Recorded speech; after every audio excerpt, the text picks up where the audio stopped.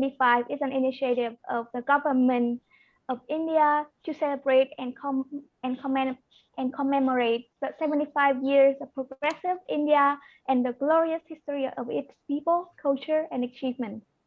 In this occasion, the Consulate General of India in Ho Chi Minh City is celebrating by conducting a series of webinars in area of India social culture, political and economic identity to enhance interaction, engagement, and promote mutual understanding between people of India and Vietnam. With nearly 50 years of establishing diplomatic relations and 5 years of upgrading relationship to a comprehensive strategic partnership, the bilateral relationship between Vietnam and India has made great strides in trade, investment, defense, security, and cultural exchange and cooperation. Especially, India is increasingly asserting its position as a close friend and a leading partner of Vietnam in the field of medical equipment and pharmaceutical products. In this connection, in order to boost the two-way trade between India and Vietnam in the medical device sector, today's webinar is co-organized by the Consulate General of India in Ho Chi Minh City and Investment and Trade Promotion Center of Ho Chi Minh City, ITPC, with support from the Engineering Export Promotion Council of India, EEPC India, and Indian Exporters Chambers of Commerce and Industry, IICCI. So first of all, I would like to introduce our dignitaries who attend today's webinar with us. And first is Dr. Madan Mohan Sethi, Consul General of India in Ho Chi Minh City, Mr. Trần Phú Lữ, Vice Director of ITPC, Mr. Govinder Singh, Director, EEPC India, Mr. Đinh Quang Long, Managing Partner, Apolat Legal. Besides, we also very much honored to welcome all of our distinguished businesses from Vietnam and India who are joining us today. Now, I would like to invite Mr. Trần Phú Lữ, Vice Director of ITPC, to deliver his welcome remarks. Please, sir.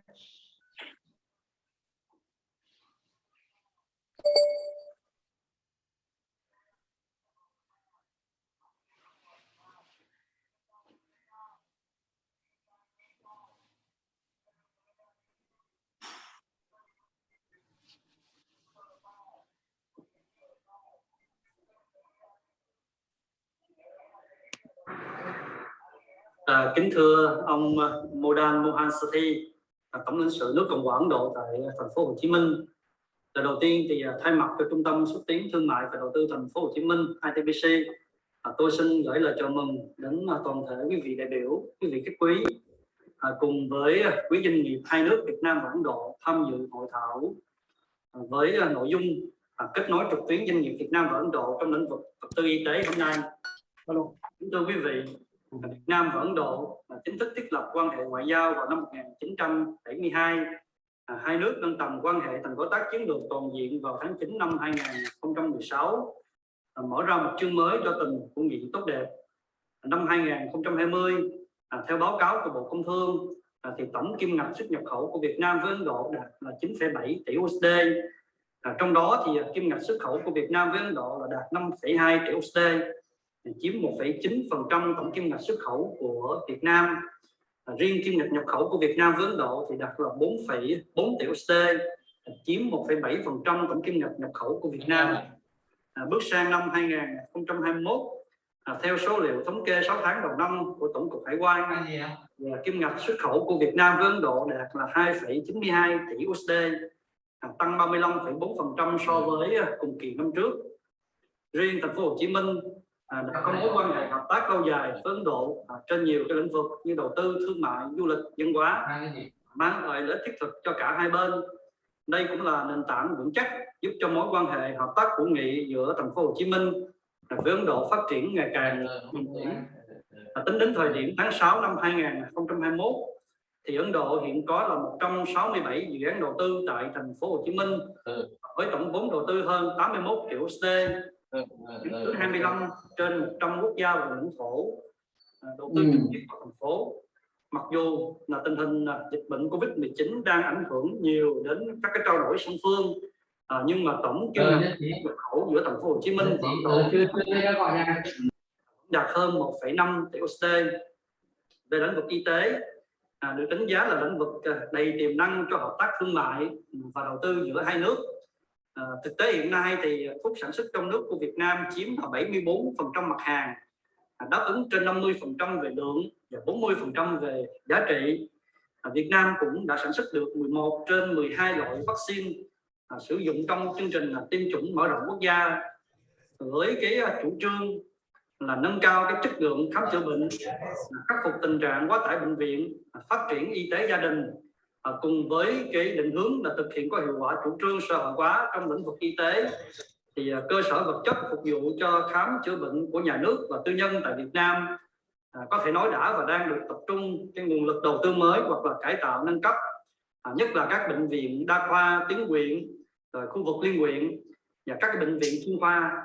Hiện thì có 811 bệnh viện đa khoa huyện và đa khoa liên huyện, cùng với cái phòng khám đa khoa khu vực, cũng như là có 166 dự án bệnh viện tuyến tỉnh và trung ương được lập dự án đầu tư trong cái giai đoạn 2008 đến năm 2020. Tuy nhiên thì nhìn chung trang thiết bị y tế hiện còn chưa đáp ứng đủ nhu cầu, khi mà sản xuất trang thiết bị y tế trong nước mới chỉ đáp ứng 1,5 đến 2% nhu cầu, và công nghệ phụ trợ cho ngành thiết bị y tế của Việt Nam cũng còn hạn chế, chỉ mới đáp ứng đạt khoảng 3% nhu cầu. Và hiện nay thì hầu hết các trang thiết bị y tế đều được nhập khẩu từ các cái nước phát triển. Riêng trong lĩnh vực xuất khẩu vật tư y tế của Việt Nam thì theo báo cáo của Bộ Công Thương, tính chung cả năm 2020, Việt Nam xuất khẩu hơn 1,37 tỷ chiếc khẩu trang y tế các loại, đạt giá trị hơn 817 triệu USD. Trong tháng 6 năm 2021, theo thống kê sơ bộ của Tổng cục Hải quan cho thấy thì tình hình xuất khẩu khẩu trang y tế các loại với số lượng là khoảng 20 triệu chiếc, giảm 6,5% so với số lượng xuất khẩu ghi nhận trong tháng 5 năm 2021.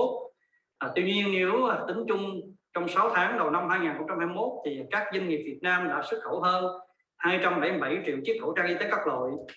Bên cạnh đó thì mặc dù bị tác động bởi dịch bệnh, nhưng theo báo cáo 6 tháng đầu năm 2021 của Sở Kế hoạch Đầu tư Thành phố Hồ Chí Minh, thì trong khu vực dịch vụ thì có 6 trong 9 nhóm ngành dịch vụ có mức tăng từ 6% trở lên so với cùng kỳ. Trong đó riêng ngành y tế thành phố thì tăng trưởng gần 10,11%. Về triển vọng hợp tác trong lĩnh vực dược thì thị trường dược phẩm Việt Nam hiện đứng thứ 2 tại Đông Nam Á, là một trong 17 nước xếp vào nhóm có mức tăng trưởng ngành dược cao nhất, với quy mô thị trường ước đạt trị giá khoảng 6 tỷ USD. Trong đó Việt Nam nhập khẩu gần 50% dược phẩm, 70% thuốc thì được tiêu thụ qua hình thức đấu thầu, bán thuốc cho bệnh viện còn gọi là kinh ETC, và 30% còn lại dành cho các nhà thuốc bán lẻ, còn gọi là kinh OTC. Hiện nay thì hệ thống sản xuất kinh doanh dược Việt Nam đang được mở rộng với khoảng 250 nhà máy sản xuất, 200 cơ sở xuất nhập khẩu, 4.300 đại lý bán buôn và khoảng 62.000 đại lý bán lẻ. Với cái chính sách bảo hiểm y tế của Việt Nam đang thay đổi theo hướng mở rộng quyền lợi cho người tham gia, tỷ lệ người dân tham gia bảo hiểm y tế ngày càng cao. Tính đến ngày 31 tháng 12 năm 2020 thì Việt Nam có là 87,93 triệu người tham gia bảo hiểm y tế, đạt 90,95% dân số, và mục tiêu là phấn đấu đến năm 2020 thì tỷ lệ người dân tham gia bảo hiểm y tế đạt là 95% dân số, nên dự báo kinh phân phối qua đấu thầu thuốc cho bệnh viện, kinh ETC thì sẽ tăng trưởng ổn định và là động lực tăng trưởng chính trong thời gian tới. Riêng theo cái số liệu thì giai đoạn 2018-2020 đã đạt tốc độ tăng trưởng kép hàng năm là 9%. Tuy nhiên thì cũng cần lưu ý theo quy định của luật dược Việt Nam thì không cho phép các cái doanh nghiệp có vốn đầu tư nước ngoài trực tiếp tham gia phân phối thuốc ở Việt Nam, mà chỉ có cái quyền nhập khẩu hoặc phân phối mặt hàng thuốc mà doanh nghiệp sản xuất tại Việt Nam. Và điều này thì cũng là cơ hội để giúp doanh nghiệp nhà sản xuất nước ngoài nghiên cứu thúc đẩy hoạt động M&A trong ngành dược.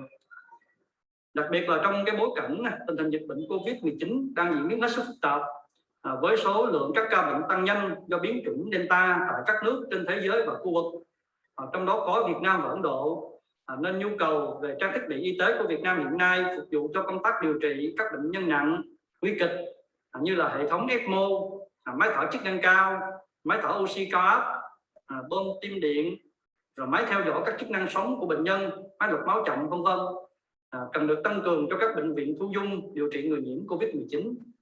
Để đáp ứng nhu cầu cấp bách này, thì chính phủ đã có cái nghị quyết số 79 ngày 22 tháng 7 năm 2021 xác định việc mua sắm thuốc, hóa chất, vật tư, trang thiết bị, phương tiện phục vụ cho phòng chống dịch Covid-19 trường hợp cấp bách được chỉ định thầu.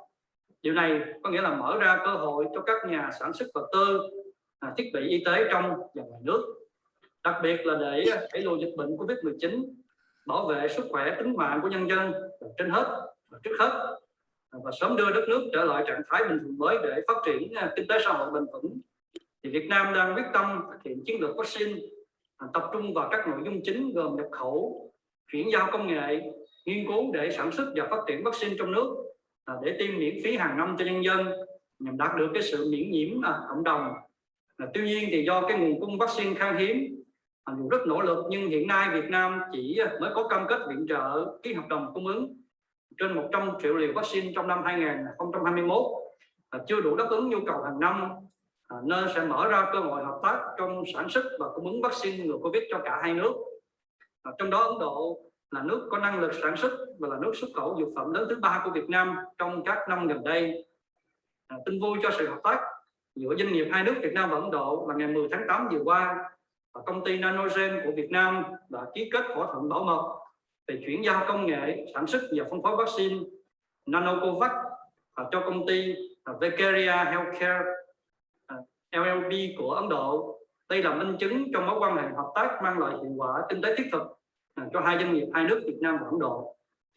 Kính thưa quý vị, với cái tinh thần đoàn kết và mối quan hệ lịch sử hữu nghị bền chặt, luôn hỗ trợ lẫn nhau trong những hoàn cảnh khó khăn, ngay trong tháng 5 năm 2021, khi mà tình hình dịch bệnh ở Ấn Độ diễn biến phức tạp, thì Đại sứ quán Việt Nam tại Ấn Độ cũng đã thông báo trao tổng cộng 209 máy thở và 325 máy tạo oxy, 1.003 bình oxy và 50.000 chiếc khẩu trang để hỗ trợ cho Ấn Độ trong cuộc chiến chống đại dịch Covid-19, với tổng giá trị viện trợ lên tới là 1,5 triệu USD. Và chúng tôi cũng thật cảm động, ghi nhận, trân trọng cảm ơn những tình cảm tốt đẹp của Tổng lãnh sự quán Ấn Độ, Hội hữu nghị Việt Nam Ấn Độ thành phố Hồ Chí Minh và cộng đồng người Ấn sinh sống làm việc tại thành phố Hồ Chí Minh và các tỉnh phía Nam đã trao tặng 25.000 khẩu trang y tế, 4.800 chai nước rửa tay kháng khuẩn cho các cơ sở cách ly tập trung tại khu ký túc xá Đại học Quốc gia thành phố Hồ Chí Minh, cũng như đã trao tặng một cái máy ECMO lắp đặt tại bệnh viện nhiệt đới thành phố Hồ Chí Minh để hỗ trợ cho công tác điều trị bệnh nhân nặng trong bối cảnh thành phố Hồ Chí Minh chúng tôi đang tập trung thực hiện đồng bộ nhiều giải pháp để kiềm chế, ngăn chặn và đẩy lùi dịch bệnh. Kính thưa quý vị, để góp phần thúc đẩy mối quan hệ hợp tác thương mại và đầu tư giữa hai nước nói chung và giữa thành phố Hồ Chí Minh và Việt Nam Ấn Độ nói riêng, nhất là trong lĩnh vực y tế nhiều tiềm năng như trên, thì Trung tâm xúc tiến thương mại và đầu tư thành phố Hồ Chí Minh ITBC sẽ là một trong những cầu nối vững chắc, luôn chủ động phối hợp với các cơ quan liên quan triển khai thực hiện các hoạt động xúc tiến thương mại và đầu tư với Ấn Độ. Nhiều hoạt động hợp tác thúc đẩy trao đổi kinh tế, tạo thuận lợi cho các doanh nghiệp Ấn Độ đầu tư vào thành phố Hồ Chí Minh và ngược lại. Trung tâm xúc tiến thương mại và đầu tư thành phố Hồ Chí Minh ITBC sẽ tiếp tục đẩy mạnh hợp tác cùng với Tổng lãnh sự Ấn Độ tại thành phố Hồ Chí Minh và các cái đơn vị liên quan tiếp tục làm cầu nối hỗ trợ doanh nghiệp hai nước tìm hiểu cơ hội hợp tác kinh doanh trong thời gian tới. Với vai trò là một đô thị đặc biệt, một trung tâm lớn về kinh tế, văn hóa, giáo dục đào tạo, khoa học công nghệ, đầu mối giao lưu và hội nhập quốc tế, là đầu tàu và động lực có sức thu hút và lan tỏa lớn của vùng kinh tế trọng điểm phía Nam, đặc biệt là với mong muốn nâng cao sức khỏe cho người dân thành phố cả về tầm vóc, tinh thần, tuổi thọ cũng như là chất lượng cuộc sống, thì thành phố Hồ Chí Minh đang định hướng quy hoạch đầu tư phát triển các cái bệnh viện của thành phố trở thành trung tâm y tế chuyên sâu của khu vực phía Nam và khu vực Đông Nam Á, hình thành trung tâm khám sức khỏe và tầm soát bằng công nghệ cao, phát triển du lịch y tế, thu hút khách trong và ngoài nước đến thành phố kết hợp du lịch và khám chữa bệnh, Thành phố cũng sẽ phát triển y học cổ truyền trở thành một trong những hoạt động nổi bật của loại hình du lịch y tế, cùng với việc đẩy mạnh xã hội hóa trong việc đầu tư cơ sở vật chất, thiết bị y tế hiện đại sẽ là cơ hội thúc đẩy thu hút đầu tư trực tiếp hoặc hợp tác đầu tư gián tiếp cho các doanh nghiệp nước ngoài và các quốc gia có lĩnh vực y tế phát triển, mà trong đó có doanh nghiệp Ấn Độ. Hôm nay tôi tin rằng hội thảo là cơ hội để thúc đẩy củng cố mối quan hệ hợp tác hữu nghị cũng như hợp tác sâu sắc giữa Việt Nam và Ấn Độ nói chung, và mối quan hệ giao thương mang lại hiệu quả kinh tế thiết thực giữa doanh nghiệp Thành phố Hồ Chí Minh và doanh nghiệp Ấn Độ nói riêng, đặc biệt đối với lĩnh vực y tế đầy tiềm năng. Thay mặt cho Trung tâm xúc tiến thương mại và đầu tư Thành phố Hồ Chí Minh, tôi xin trân trọng cảm ơn quý vị đại biểu, quý doanh nhân từ Ấn Độ và Việt Nam đã tham gia buổi hội thảo ngày hôm nay. Kính chúc quý vị đại biểu và quý doanh nghiệp sức khỏe và thành công. Chúc hội nghị thành công tốt đẹp. Xin chân thành cảm ơn. Thank you for your informative speech, sir. Next, I would like to invite Dr. Madan Mohan Sethi, Consul General of India in Ho Chi Minh City, to share his special remarks. Welcome, sir.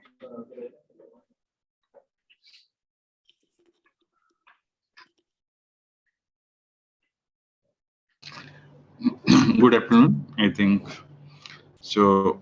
First of all, I must thank ITPC, Apolat, and Mr. Singh from EAPC, and IICCI, Indian Chamber of Commerce and Industry, for joining this webinar. As we all know, that Ho Chi Minh City is now going through a very critical phase of this COVID infection. A little bit interaction has been slowed down. Meetings have been suspended, and I personally believe that it may take some time, more time, for the city to become normal. But just to keep our momentum, keep our activities, we planned this event today as part of our 75th anniversary of Independence Day, and also our plan to promote trade and commerce whatever possible way, given the nature of the pandemic which is happening now in whole of Vietnam. So this today's business meeting in medical device is quite important for me, because I come from a medical background, and for the last 2 to 3 months I'm observing the situation in Ho Chi Minh City. We all observe the situation in India from month of March to month of June end, and I understand that Vietnam imports lots of medical device from outside, and the production is very less for their domestic needs. So in this sector, as Mr. Lu from ITPC, he told almost most of the points, what are the requirements in medical device and why Ho Chi Minh City is an attractive point for investment destination. And I also like to add that this pandemic is giving an opportunity to both Indian business people and the Vietnamese business people to explore more partnership, to explore possible investment in this sector, important sector. And from the consulate side, we can talk to the provincial government, which are akin to our state governments, and there are some provincial governments who are very, very interested to invite and will like to receive Indian investment in this important sector, medical device sector. I know personally 2 or 3 proposals which I have received from India, from Indian companies who are ready to invest in making heart valves here in Ho Chi Minh City. Maybe with a smaller investment, but they have a plan to make it big slowly. And I have got some more proposal also for setting up syringe making factory. I also invite today the Indian business people who are participating today to explore, apart from trade, whether we can invest here in this sector. Because we all know Vietnam, until this pandemic, was considered as one of the important attractive destination for investment. And really, it is, because it has received last year almost more than 22 billion investment into the country. And if you compare with India, India got 69 billion. And its attraction is not only point of that its geographical location, but also the stable and very secure safety political system. And apart from, you get highly skilled labor and semi-skilled labor at a very cheaper price. So that is the main reason, if you have seen, I think this country is being touted that by 2030 its GDP may surpass even if Singapore. So I don't want to speak more actually, because we all have known the sector very well. We have the people from the sector from both Vietnam side and Indian side. I feel that once the discussion part is over, and my office is planning some B2B meeting interaction, please have a open talk. And because I know it takes time to develop trust, it takes time to make big business.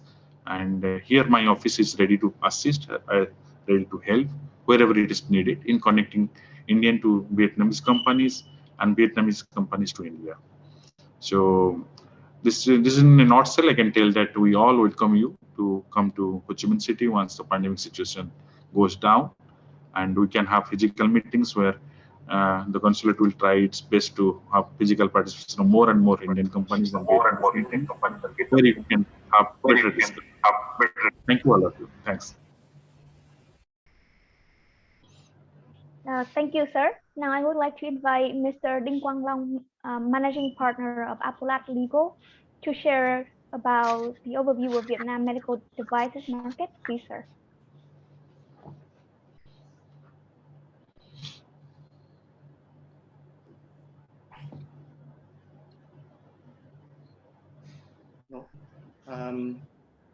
Trước tiên tôi xin được chào quý doanh nghiệp Ấn Độ và doanh nghiệp Việt Nam đã tham gia webinar ngày hôm nay, và đồng thời tôi cũng xin được cảm ơn Tổng lãnh sự quán Ấn Độ và Trung tâm xúc tiến thương mại Trung tâm xúc tiến thương mại đầu tư thành phố Hồ Chí Minh đã phối hợp tạo ra cái hội thảo ngày hôm nay để giúp cho các doanh nghiệp Ấn Độ và doanh nghiệp Việt Nam có thể tương tác và hợp tác với nhau trong thời gian tới. Xin được giới thiệu, tôi tên là Đinh Quang Long, luật sư điều hành công ty luật Apollat Legal. Nay tôi xin được trình bày về tổng quan thị trường thiết bị y tế tại Việt Nam. Trước tiên thì theo quy định của luật doanh nghiệp, thiết bị y tế được chia ra làm 4 loại tùy theo mức độ rủi ro từ thấp cho tới rủi ro cao. Và trong 4 loại này được chia ra thành 2 nhóm. Nhóm 1 là nhóm rủi ro có thể được xem là nhóm rủi ro thấp, và nhóm 2 là nhóm rủi ro trung bình và cao. Thì đối với mỗi nhóm sẽ có yêu cầu khác nhau trong việc nhập khẩu và phân phối thiết bị y tế ở Việt Nam. Và việc phân loại nhóm này sẽ được thực hiện bởi các cơ sở đáp ứng đủ điều kiện theo luật định và được công khai trên các cổng thông tin của Bộ Y tế.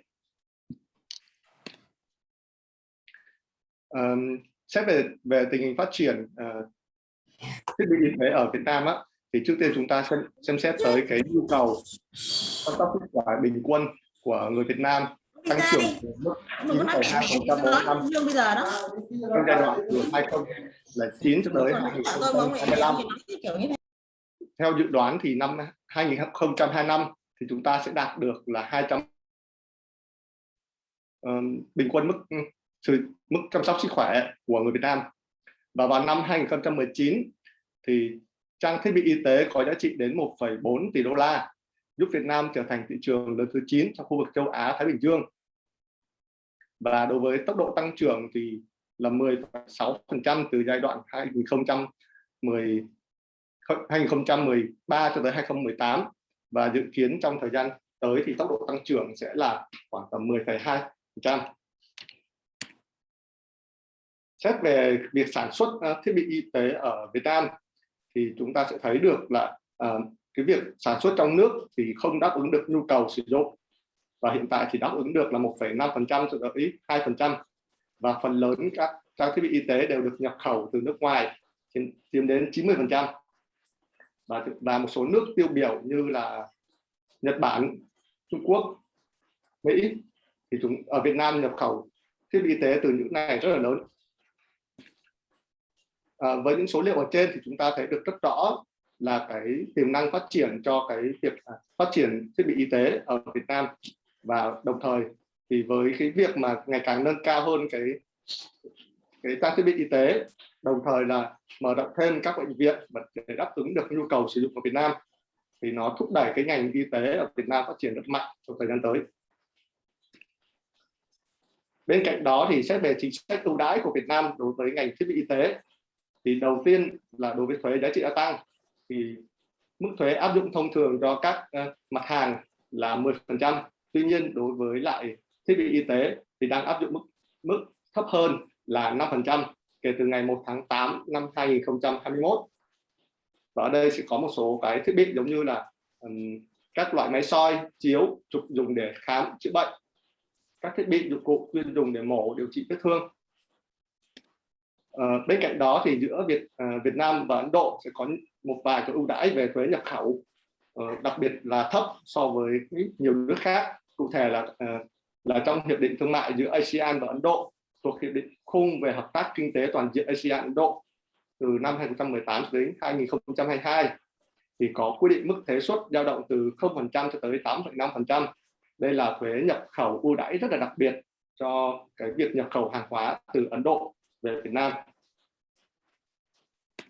Thì ở đây chúng ta sẽ thấy được là cái mức độ ưu đãi đặc biệt nữa cho các sản phẩm là thiết bị y tế thì ở mức là 0% cho tới 30 tháng 12 năm 2022 thì sẽ có một số các sản phẩm thiết bị y tế được áp dụng mức này như bông, gạc, băng, các sản phẩm tương tự hay là xì tiêu vô trùng.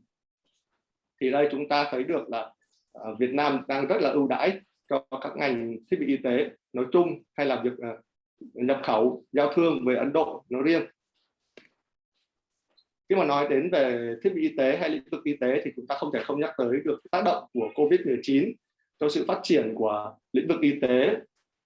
Ở đây thì chúng ta thấy được là dịch bệnh Covid-19 ngày càng phức tạp ở thành phố Hồ Chí Minh hay là ở trong Việt Nam cũng như ở toàn thế giới thì dẫn tới cái nhu cầu sử dụng thiết bị y tế ngày càng nhiều.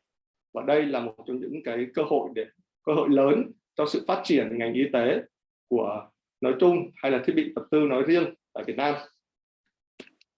Và tính tới thời điểm hiện tại thì chúng ta vào cái ngày 18 tháng 8 thì tôi thống kê khoảng tầm 293.000 ca nhiễm ở cả nước Việt Nam.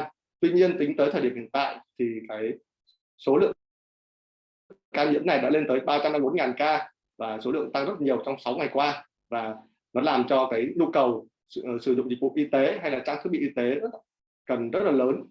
Và hiện tại thì cũng có thể nói là chúng ta đang bị thiếu thiết bị y tế.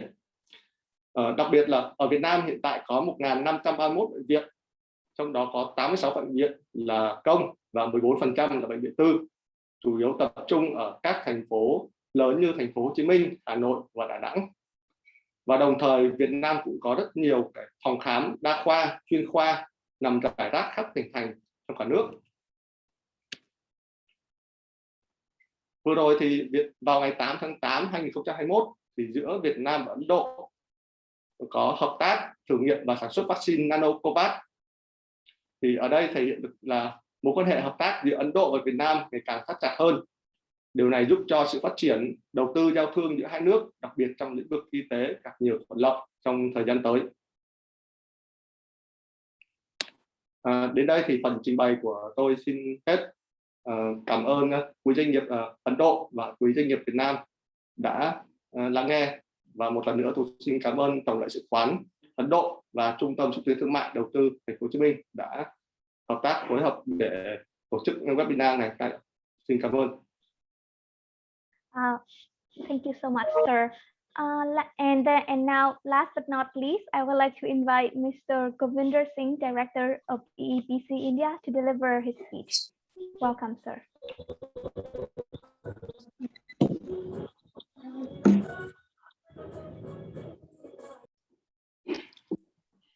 Good afternoon, everyone. First of all, I would like to give my special thanks to the Consul General of India in Ho Chi Minh City, ITPC, for organizing this seminar. As mentioned by the Consul General, in the difficult time of pandemic, we don't need to sit. We should look at an opportunity of collaboration, of coming together in the time of this tough time, maybe virtually right now. But as the situation will improve, definitely EPC will be looking at mounting a bigger delegation to Ho Chi Minh City for collaboration. I was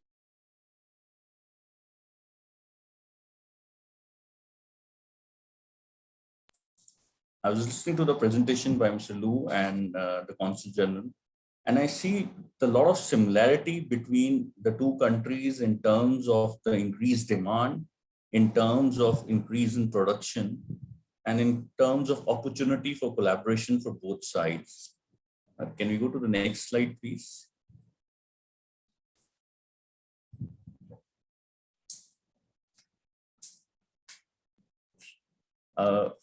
Briefly, I would just like to introduce the Indian healthcare market right now.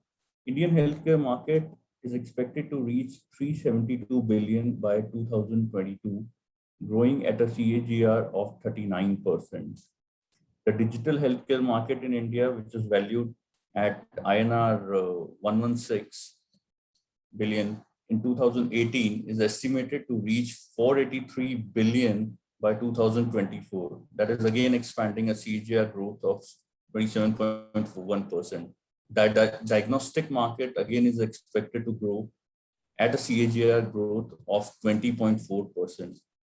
Similarly, during an inpatient market is also expected to grow at a CAGR of 13%. So all these figures are just an indication about the growth in the healthcare sector during the pandemic time and prior to pandemic, because looking at our population, we are now almost more than 1.3 billion people. So the population itself requires a huge medical facilities, and that's a need for the healthcare sector and the reason for the growth of the market. Can we go to the next slide, please? The next slide.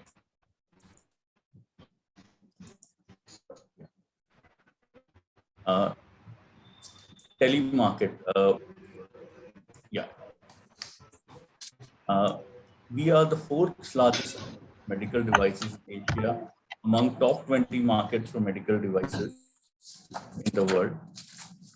We are the second largest PPE kit manufacturer with a production capacity of over 10 lakh PPE kit in the year per day. Current market size of medical devices in India is $11 billion, and we are expected to reach $50 billion by 2025. This clearly shows the kind of the market which is in India right now for medical devices. Government of India, as the government of Vietnam, has taken many initiatives to support. We have also started with 100% FDIs allowed in the automatic route through inflows in the medical application sector and surgical appliances from from April 2020 to September 2020, up to the tune of 2.17 billion. Next slide.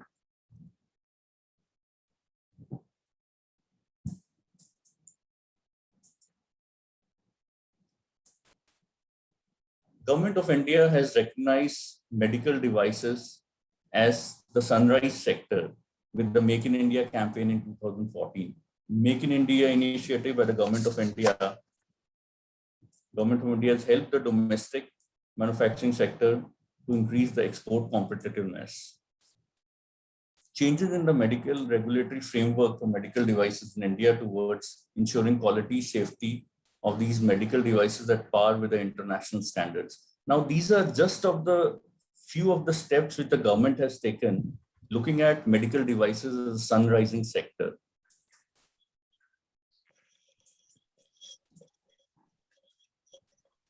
If you look at the export figure, India's exports to Vietnam, though our exports to Vietnam are less, in 2019-20, we were 15.54 million.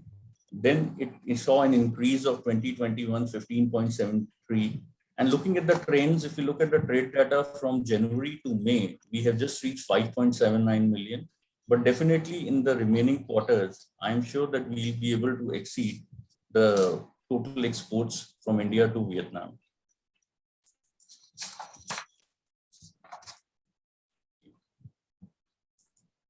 Next slide, please. There are a few of the factors which are promoting the growth of the medical device sector. One, I have already shared with you about how the market is growing, our growing population, our life expectancy, our shifting trends, our changing preferences. growing middle class income. These are the few of the factors which are actually contributing to the increase of the medical device sector in India. As mentioned, it has been mentioned as a sunrising sector in India. In terms of quality, there's a launch of ICMED quality certifications by Quality Council of India. We have more details on our website. We'd be really happy to help the entrepreneurs from Vietnam to look into these standards. There's a huge setup. There's a thrust from the government on producing the manufacturing facility, that is setting up of the medical devices parks in the country, which creates a very conducive environment for promotion of the sector and to enhance the manufacturing. Now, 100% FDI is allowed in the sector in certain projects. Improvement of R&D, academia, and industry collaboration framework like Kalam Institute of Healthcare in Vizag, which has started. A lot of initiative in terms of strategizing, in terms of tie-up, in terms of collaboration has been put by the government to promote the sector. Restrictions. There are a lot of products where the inverted duties create the change. Regulatory framework has been framed under drafting, which is still under the draft under the MDR 17.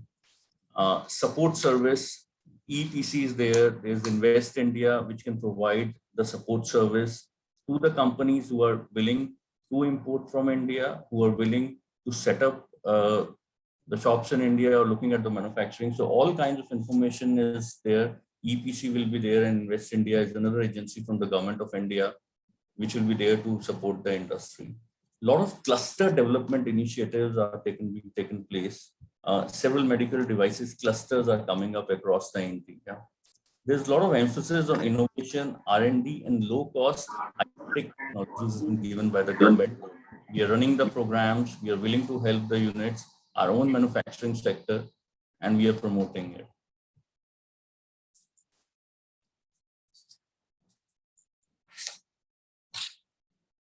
Yeah, next slide, please.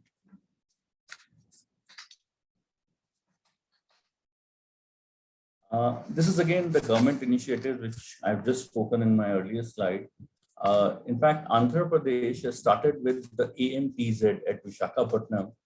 Now, this is a new medical technology park, which is aimed in improving the medical technology for exports, meeting the international standards, generate employment, and contribute to volume generated cost reduction of medical devices for patients. Cost, which has become an important concern. So a lot of these initiatives, when we are bringing these technology parks or the medical parks, our whole idea is to develop the sector in a zone so that they can attain the benefit of working at one common place. So there are a lot of these medical parks which are coming up now to boost the domestic manufacturing and to attract the huge investment. Department of Pharmaceutical has also launched PLI scheme for domestic manufacturing of medical devices, with a total layout of almost up to $468 million for the period of from financial year 2021 to 28. PLI scheme is an incentive from the government to promote the sector. And we are seeing that the interest of a lot of our manufacturers are coming in. There is a complete list of the items which are considered under the PLI scheme. So I think the agencies can get in touch with us and we'll be able to help them out. Similarly, Department of Pharmaceutical has also announced a new public procurement order incorporating 19 medical devices in the revised guidelines of the PPO. Now, which is again a step to strengthen our own domestic manufacturers and to reduce the import bill. These are just few of the government initiatives on reduction of import, on promotion of medical devices into the sector. Next slide, please.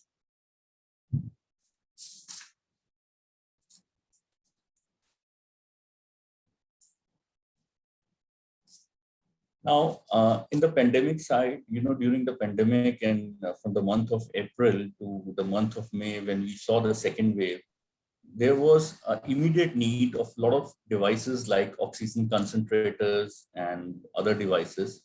So in order to expedite the clearance of medical devices like nebulizer, concentrators, and other things, the government has made it easier to import all these critical medical devices by easing the requirement under the law, under the packing rule. So a lot of these initiatives have also been taken care.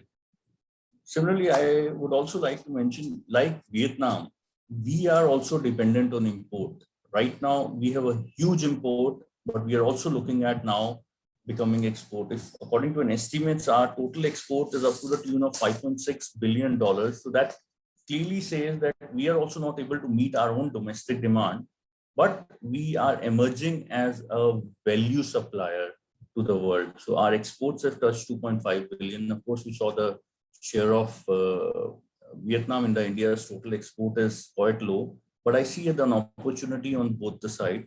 These are just some of the examples of the foreign investments which are coming into India, like Siemens Healthcare, Elgar's medical system, and OEMs and private Wipro GE Healthcare. These are some of the things which are happening into an Indian market. They all are there in India. They are all generating jobs. And with the government initiatives, setting up of the medical parks, these companies will get a benefit of setting up the production in India. Can you go to the next slide, please?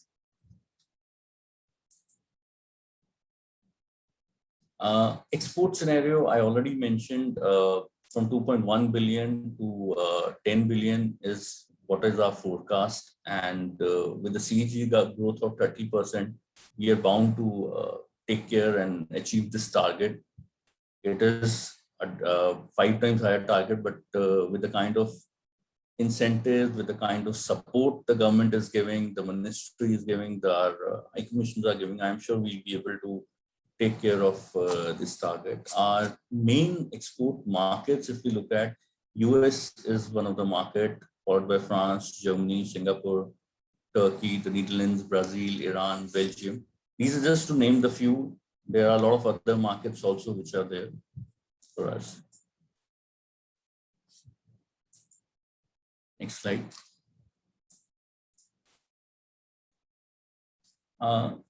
Some major developments, if we talk about what is happening in the medical devices sector. Recently, the government has launched a new medical device park in the northern India. We had one in the southern India. Now one more is launched in Noida. This is the outskirts of Delhi, with a complete manufacturing ease in the park. The park is developed in Sector 28. This is in Noida. This is very close to Delhi. A new airport is coming up in the same vicinity in that area. A huge investment support of up to $685 million has been earmarked, and it is likely to be funded by the central government. These companies will be setting up the shops there. These companies who will be investing will also be getting a benefit of a PLI scheme. Similarly, down south, again, Tamil Nadu government has also opened a medical device park, which is spanning at an area of 350 acres. The proposed cost again would be around $58.92 million. So these are the opportunities, these are the areas how government is coming up and how government has recognized the importance of the sunrise sector and how government is now facilitating the manufacturers in India, and we are looking at the foreign investments to come in India. Next slide, please.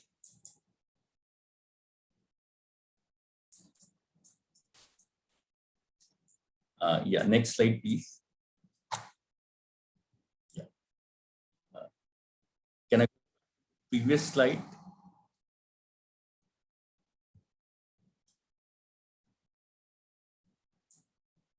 Yeah.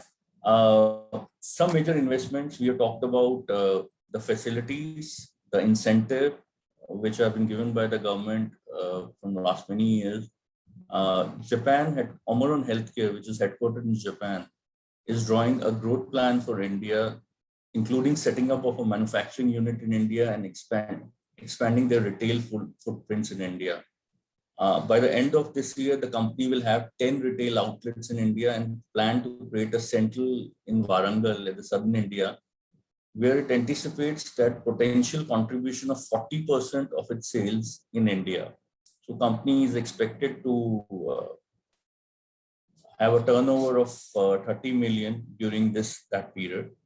Similarly, there are other collaborations which are coming with an Israel health tech company. There's a new collaboration, CanFit 3D, They are expanding their footprints in India. They produce custom-made medical implants and market access to healthcare provided in the country. So these are just some of the examples. There's a huge list of companies. So these are the two I wanted to highlight who are actually making their business plans for India. So India will be a destination, is the destination for them for the domestic market, and then they will be catering to the needs of the global market from India. Next slide.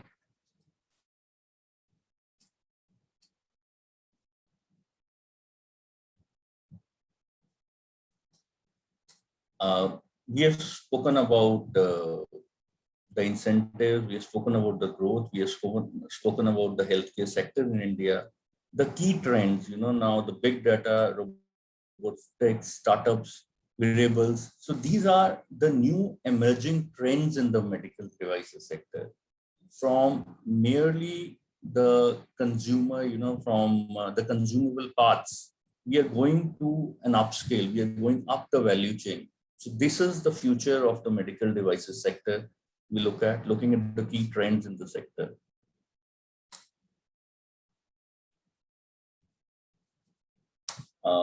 This is Indian medical device industry export technology subgroup. If you look at, we have low tech, which amounts to around 6%. We have a high tech medical devices, which are already manufactured, around 23%. Medium high tech, I would say 21%, and medium tech, which is a general medical devices, 50% of the share of these devices is there. We are trying to increase the share in the high tech and medium high tech so that gradually we can move up the value chain. Next, please.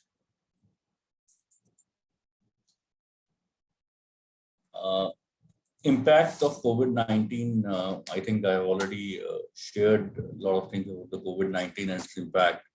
The medical sector was under pressure in spite of doing an ease. Now, Drug Controller of India, DGCI, has approved Bharat Biotech. It's a co-vaccine, which is an indigenous vaccine which has been there. And Serum Institutes of Covishield vaccine, we are doing well in vaccination. In fact, the government, the thrust right now is to vaccinate maximum people in India. So this is one of the main focus of the government right now, is so that we can come up from this pandemic situation, which is still there.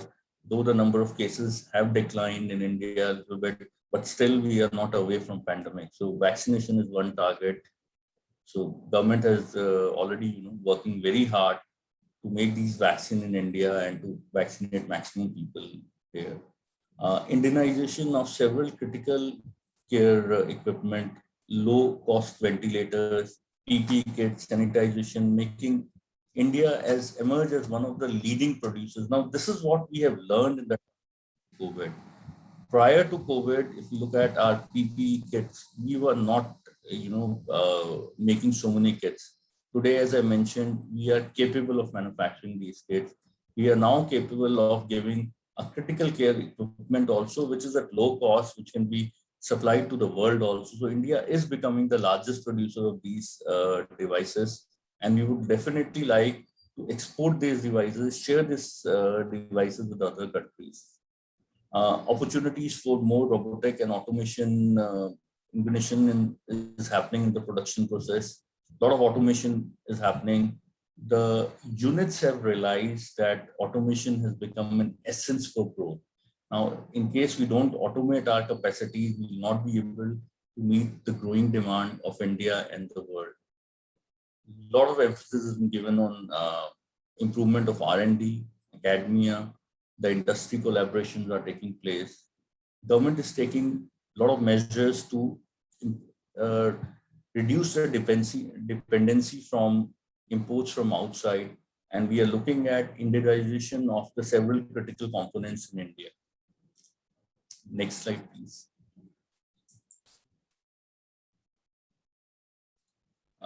As mentioned, few of the initiatives of VEPC, we are custodians of this sector. We are helping our members to go out. We are helping other agencies in the world.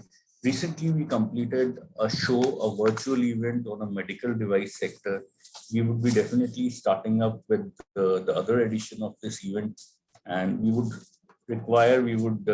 seek your support in meeting the large number of suppliers from India through this virtual platform. This is EPC's own virtual platform. We are doing a lot of events virtually because of the pandemic. And I would really request, I would seek the support of our CG also, that we can think of another edition of this where our Vietnamese counterparts will get an opportunity to see large number of suppliers in the sector on the portal. Next slide, please.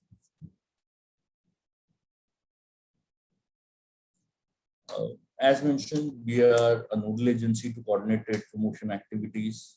We've been participating in various shows outside India. We have been organizing various interactions.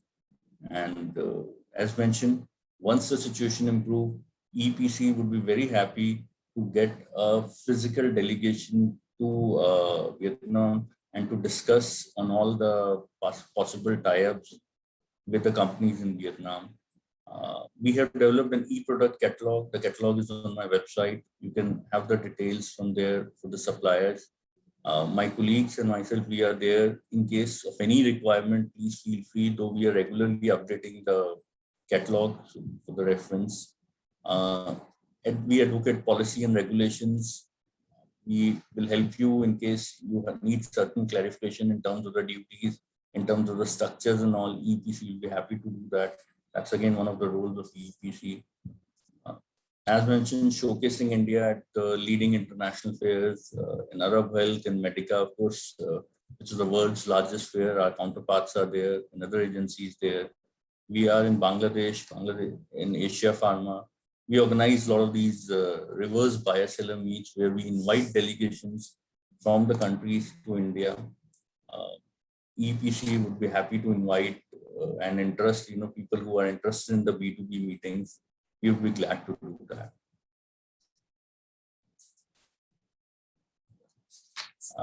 With this, I would like to conclude my presentation.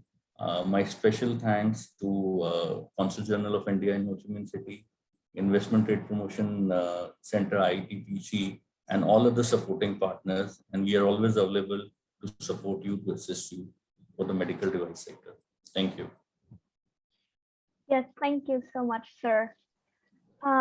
And just before we move to our much awaited business meet session, I would like to once again thank you to all our speakers today for delivering such informative speeches for us today. And now, ladies and gentlemen, proceeding, I would like to invite all Indian companies to join the business meetings with the Vietnamese counterparts for further discussion of future business opportunity in medical device sector. Kindly use the links and the time slots that our staff from the CGI has sent you to join. Each room will have an interpreter to assist if needed. I hope everyone will have a successful meeting session, and thank you all and have a good day. Thank you so much. Thank you.